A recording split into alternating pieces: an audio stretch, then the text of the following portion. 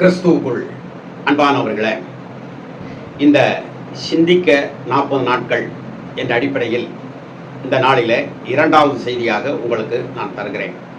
மறுபடியும் தெரிந்து கொள்ளுங்கள். சிந்திக்க இந்த 40 நாட்கள் நம்மை நாமே தேவனுக்குள் எப்படி பலப்படுத்திக் கொள்ள வேண்டும் என்பதற்காக முன்னோர்கள் அது சடங்காச்சாரமோ அல்லது ஏதோ ஒன்றிலே அதை அவர்கள் உருவாக்கி வைத்திருக்கிறார்கள்.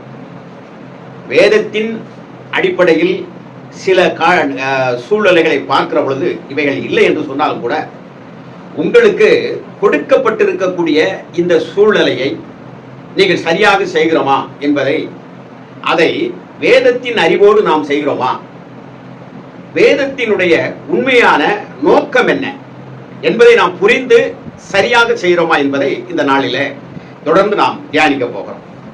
ஆகவே இது உங்களுடைய சிந்தனைக்கு நான் அதை விட்டு தருகிறேன். அன்புக்குரியவர்களே, லெந்து நாட்கள் என்று சொன்னால் துளிர் விடும் காலம், துளிர் காலம் என்று அர்த்தம். அதாவது அந்த இஸ்ரவேல் அல்லது என்று சொன்னால் அந்த ஐரோப்பியாவுடைய மேற்கு மத்த பகுதி, நமது பகுதி, இந்த உலக அளவிலே பெரும்பான்மையான இந்த மரம் செடி கொடிகள் எல்லாம் தங்களுடைய இலைகளெல்லாம் உதிர்த்து மீண்டும் துளிர்க்கின்ற ஒரு கால சூழ்நிலையை அத லெந்து காலம், அதாவது துளிர் காலம் என்று சொல்கிறார். நான் சொன்னேன் அல்லவா, லெந்து அப்படிங்கிறதை இவர்கள் என்ன நினைத்தார்களோ, இன்றைக்கு சபையிலே அறியாத நிலையில், புரியாத நிலையில் போதிக்கப்பட்ட நிறைய நபர்கள் அதை ஒரு துக்க காலமாக, துவண்டு போன காலமாக, பட்டு போன காலமாக, ஏதோ தங்களுடைய சந்தோஷமெல்லாம் பரிதாபமாக ஆகிவிட்டது, பறந்து போய்விட்டது என்கின்றதான உணர்வோடு இன்றைக்கு மக்கள் இருக்கின்ற நிலைதான். ஒரு விஷயம் சொல்வார்கள், கஸ்தி நாள் என்று சொல்வார்கள். கஸ்தி நாள் என்று சொல்லுகிற பொழுது, அதாவது நம்முடைய கர்த்தராகிய இயேசு கிறிஸ்து பாடுகளை அனுபவித்த நாள். அவர் எருசலேமுக்கு நேராக திரும்பி அந்த காலம் என்று சொல்லி வருகிற பொழுது, இந்த 40 நாட்கள் கழித்து அவர் சிலுவையில் அறையப்படுகின்ற அந்த ஒரு சூழ்நிலையெல்லாம் வரும். சரி, அது ஒரு பக்கம் இருக்கட்டும், அதில் பெரிய ஆராய்ச்சி பண்ணி நான் ஒன்றும் செய்ய போறதில்லை. அப்போ இந்த இடத்திலே கஸ்தி நாள் என்று சொன்னால், இந்த நாட்களை எடுத்துக்கொள்ளுங்கள். இந்த ஸ்தாபன, இந்த பாரம்பரிய, இந்த கிறிஸ்தவர் என்று சொல்லக்கூடியவர்கள் யாருமே ஒரு நல்ல திருமணம், ஒரு நல்ல காரியங்கள் எதையுமே செய்ய மாட்டார்கள். அப்படிப்பட்ட ஒரு சூழ்நிலையை தங்களுக்குள்ளே அவர்கள் ஒரு கற்பனையாக அவர்கள் உருவாக்கி வைத்திருக்கிறார்கள். அதுதான் இங்கு நாம் கேள்வி கேட்கக்கூடிய ஒரு சூழ்நிலையாக இருக்கிறது. ஆகவே எந்த ஒரு நல்ல ஒரு காரியமும் நடக்கக்கூடாது என்று நினைத்து ஒரு சத்து மிகுந்த நல்ல ஒரு மீனு கருவாடு, ஒரு முட்டை, ஒரு பிரியாணி அல்லது ஒரு அசைவ உணவு என்பதெல்லாம் அறவே ஒழித்து வாழ்கிறார்கள். அது உடலுக்கு நல்லது. நான் ஒருவேளை நினைத்துக் கொள்வது, இந்த பிரிட்டிஷ்காரர்கள் இப்படிப்பட்ட ஒரு சூழ்நிலையை உருவாக்கி கொடுத்தது இவருக்கு எப்பொழுதுமே நம்முடைய மக்கள், இந்திய திருமக்கள், அதிலும் விசேஷமாக தமிழர்கள், அவர்கள் என்னதான் சாப்பிட்டாலும் வெள்ளச்சோறு வாங்கி அதிலே ரசம் ஊற்றி, அதற்கு பின்பு அதிலே தயிர் ஊற்றி, அதற்கு பின்பு ஊறுகாயை சேர்த்து குழைத்து அடைத்து குழைத்து சாந்தை பூசுவது போல உள்ளுக்குள்ளே பூசி வயிறு பெருத்து போயிருப்பார்கள். ஆகவே இதை கண்டு அவர்கள் நினைத்தார்களோ தெரியவில்லை, ஒரு 40 நாளை போடு அப்படின்னு சொல்லி ஒரு நேர சாப்பாட குறை என்று சொல்லி கூட செய்திருப்பார்கள் என்றெல்லாம் எனக்கு யோசனைகள் வருகின்றன. ஆகவே அசைவம் சாப்பிடாமல் இருப்பது நல்லது. அது உடம்புக்கு ஆரோக்கியம், அதில் மாற்று கருத்து கிடையாது. தேவையான சத்து நம்முடைய உடம்பில நல்ல காய்கறி, இந்த கீரை வகைகள் மூலமாக, தானிய வகைகள் மூலமாக அது நம்முடைய உடம்பு ஆரோக்கியப்பட்டு விட்டது என்றால் அது நமக்கு ஒரு நல்ல ஒரு சூழ்நிலை தான். ஆகவே இந்த அடிப்படையிலே நாம் பார்க்கின்ற பொழுது நமக்கு இயற்கையாகவே இவைகளெல்லாம் நாம் சிந்திக்க வேண்டும், இந்த உணவு காரியங்கள் எல்லாம். ஆனால் இவர்கள் இந்த 40 நாளை இயேசு கிறிஸ்துவை சிலுவையிலே அடித்தார்கள். அவர் பாடுபட்டார், ஆகையினாலே நான் மாமிசம் புசிப்பதில்லை, நான் அசைவம் சாப்பிடுவதில்லை இந்த 40 நாட்களுக்கும் என்று அவர்கள் கருதி கொள்கிறார்களே என்பதுதான் எனக்கு, அதை நான் யோசிக்கிறேன். அப்படி அல்ல. அவர்கள் ஒரு 40 நாளை தெரிந்து கொள்கிறார்கள், இன்னொரு இயக்கத்தினர்கள் 40 நாளை தெரிந்து கொள்கிறார்கள் என்று சொன்னால், நமக்கும் ஒரு 40 நாள் வேணும் என்கின்ற ஒரு ஏக்கம், ஒரு ஆக்கம், ஒரு தாகம் உருவாகிறபடினாலே இப்படிப்பட்ட நிலைகளை சபைகள் எடுத்து விட்டன.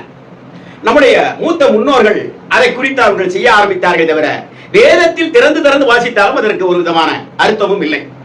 ஆனாலும் கூட ஏன் இதை நான் பிரசங்கித்துக் கொண்டிருக்கின்றேன் சொன்னால், இந்த வழியில் யாவது இதை எதற்காக நம்முடைய பரிசுத்தவான்கள் அதை நியமித்தார்கள், அதை சரியாக நாம் அதை கை கொள்கிறோமா என்பதை இந்த நாளிலே சிந்திப்பதற்காக இதை நான் ஒரு தளமாக ஆக்கிக் கொண்டு நான் அதை பிரசங்கித்துக் கொண்டே வருகிறேன். ஆகவே சிலுவையை பற்றிய உபதேசங்கள் ஒரு 1000 கணக்கில் பேசியிருக்கிறேன் ஒரே சபையில். அதை தனித்தனியாக துணுக்கு செய்தியாக பல பேசியிருந்தாலும் கூட தொடப்பட்டிருக்கிறவர்கள் எத்தனை பேர் என்பது நமக்கு தெரியாது.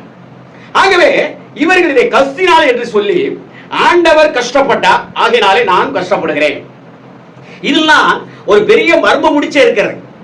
அந்த மர்ம முடிச்சை நாம் அவிழ்த்து பார்த்தால் ஆண்டவர் கஷ்டப்படுவதற்கும் நாம் கஷ்டப்படுவதற்கும் உள்ள வித்தியாசத்தை நீங்கள் கண்டுகொள்ளலாம்.